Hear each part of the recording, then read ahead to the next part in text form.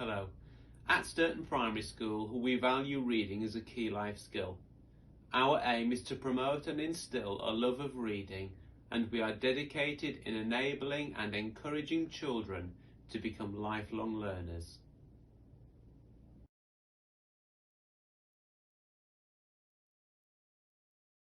There is a growing body of evidence which illustrates the importance of reading for pleasure for both educational purposes as well as personal development. Research also highlights that there is a positive relationship between reading frequency, reading enjoyment and attainment. There is also a positive link between positive attitudes towards reading and scoring well on reading assessments. Whilst regular reading of stories outside of schools is associated with higher scores in reading assessments also. Evidence also suggests that reading for pleasure is an activity that has social and emotional consequences, therefore impacting our children's mental health and well-being.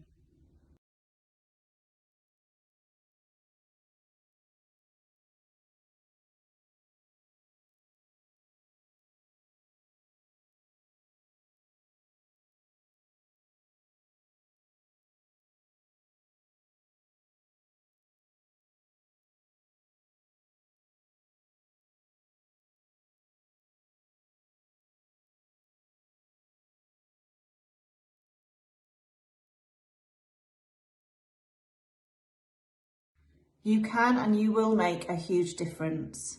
Parents are the most important educators in a child's life, even more important than their teachers, and it's never too early to start reading together.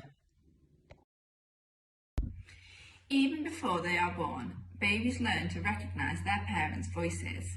Reading to your baby from birth, even just for a few minutes a day, gives them the comfort of hearing your voice and increase their exposure to language. Learning to read is about listening and understanding, as well as working out what's printed on the page. Through hearing stories, children are exposed to a wide range of words. Exposure to words can be achieved through environmental print. This helps them build their own vocabulary and improve their understanding when they listen, which is vital as they start to read. It's important for them to understand how stories work too. Even if your child doesn't understand every word, they'll hear new sounds, words and phrases which they can then try out and copy what they've heard. As children start to learn to read at school, you can play an important role in helping them to be interested in books. Find out what interests them and help them to find books that are engaging and fun, and spend time reading with them the books that they bring home from school. In the front of school, we have the What Have You Read shed, and this holds the teacher recommendations for you to read as a family. Most importantly, talk to your child. Spend time with them doing simple activities. As you talk about what you're doing, you are helping them to learn new words. Later, when they see these words written down, they've already heard them and they will know what they mean.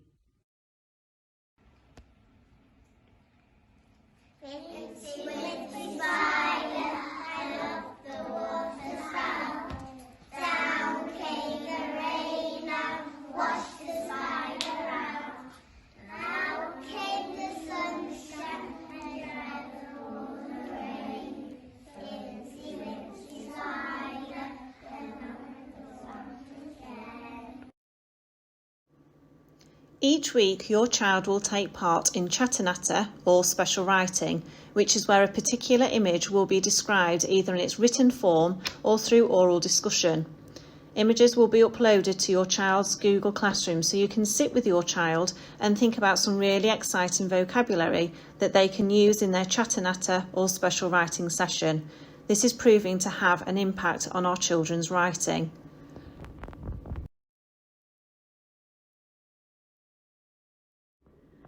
Our literature spine is a recommended reading list for our school. It has been collated to deliberately expose the children to inspirational authors, a range of genres and key texts that we would like our children to have experienced by the time that they leave primary education.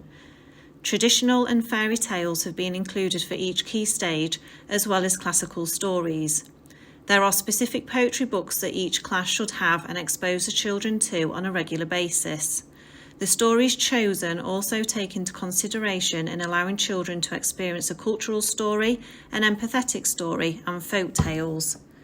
The literature spine should always remain a working document. Excellent new books are always being written and discovered, and so may change year on year.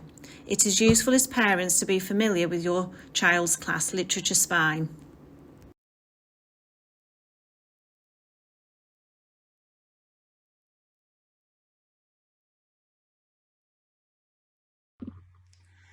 Phonics takes place for all children in early years. However, this looks very different depending on the year group of the child and the time of the year.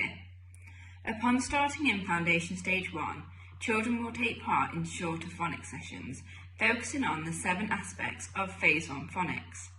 I will talk more about this shortly. Once children are secure with most aspects of Phase 1, they will move on to Phase 2. For FS1 children starting in September, this transition will usually happen in January. For children who start in January or April, this transition will take place at different points within the academic year. Phase 1 will continue to be taught alongside Phase 2 for the remainder of the academic year.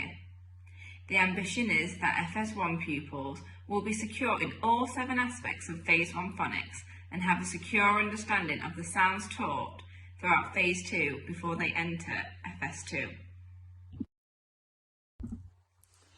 Daily phonics sessions continue as children begin their time in Foundation Stage 2. The first part of the year is set out for Phase 2 recap before swiftly moving on to Phase 3. Phase 3 builds on from what the pupils already know and continues to allow pupils to build their blending and segmenting skills, whilst teaching pupils digraphs and trigraphs.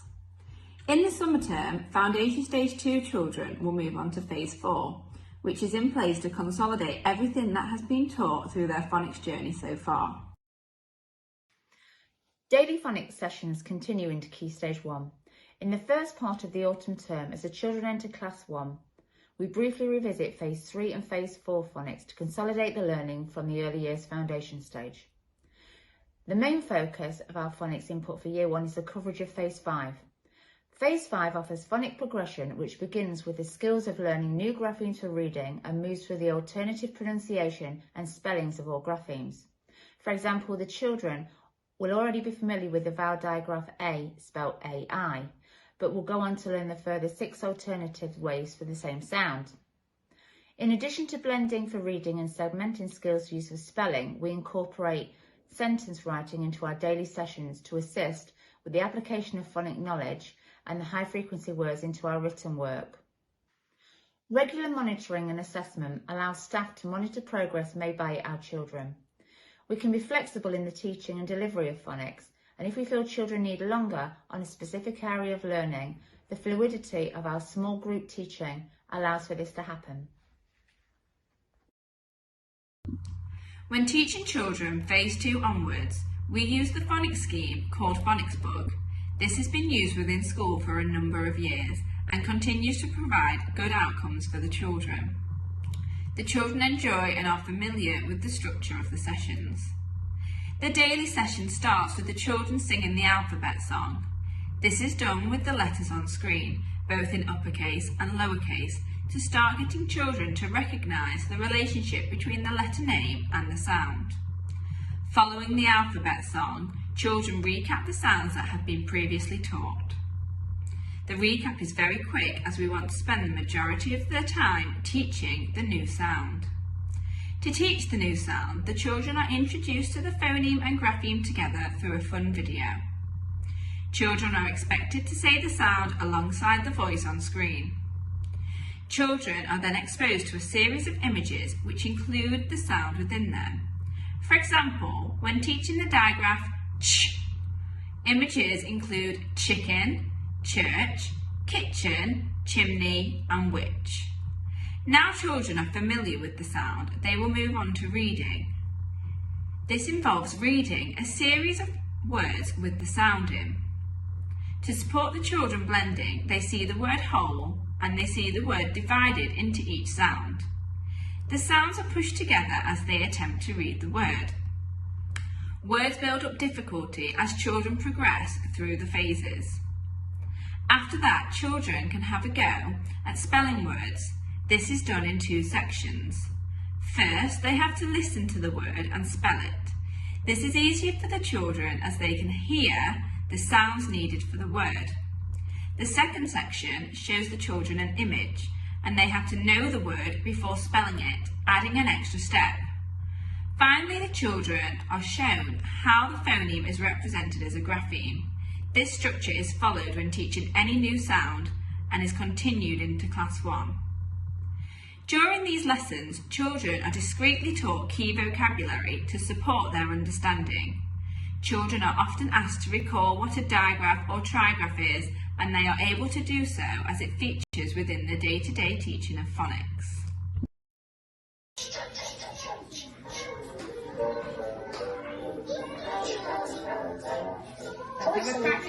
My turn. Chicken. Chicken. Are you ready? Oh, sure. We'll do that one again. Oh, soup. Woohoo! Yippee!